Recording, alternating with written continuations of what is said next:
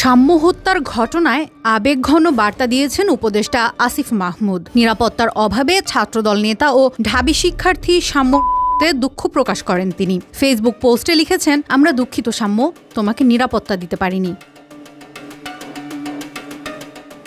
সাম্যর সঙ্গে অসংখ্য স্মৃতির কথা মনে করে উপদেষ্টা লেখেন, 2019 সালের দিকে ক্যাম্পাসে গেস্ট রুমে নির্যাতনের বিরুদ্ধে কিংবা শিক্ষার্থীদের যে কোনো যৌক্তিক দাবির আন্দোলনে আমাদের সাথে যেসব মুখ সবসময় দেখা যেত, সাম্য তাদের একজন। প্রথম বর্ষ থেকেই সাম্য ছিল অন্যায়ের বিরুদ্ধে প্রতিবাদী এবং অসম্ভব ভদ্র একজন ছেলে। সেই ছোট ভাই সাম্য আজ আর আমাদের মাঝে নেই, এটা মেনে নেওয়া সত্যি কষ্টকর।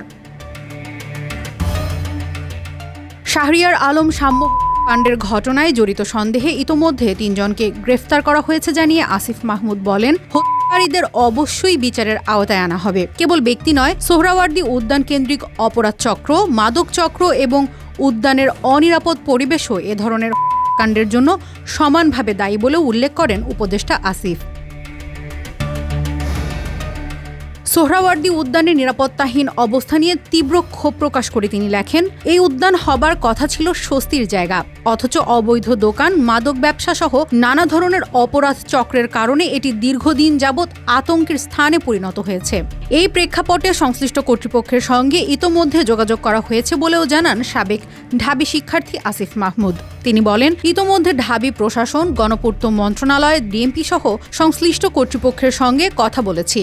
বিশ্ববিদ্যালয় প্রশাসনের পরামর্শ অনুযায়ী খুব শিগগিরই উদ্যানকে একটি নিরাপদ স্থানে পরিণত করা হবে। স্থানীয় সরকার মন্ত্রণালয় এবং যুব ও ক্রীড়া উপদেষ্টা হিসেবে নিজের দায়বদ্ধতা ও অঙ্গীকারের কথা স্পষ্ট ভাষায় তুলে ধরেন আসিফ মাহমুদ। তিনি বলেন, আমি নিজে দায়িত্ব নিয়ে সোহরাওয়ার্দী উদ্যানকে নিরাপদ একটি জায়গা হিসেবে গড়ে তুলব।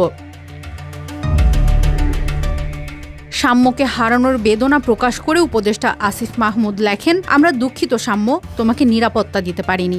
তবে আর কারো সাথে যেন এমন কিছু না ঘটে তা নিশ্চিত করা আমাদের দায়িত্ব।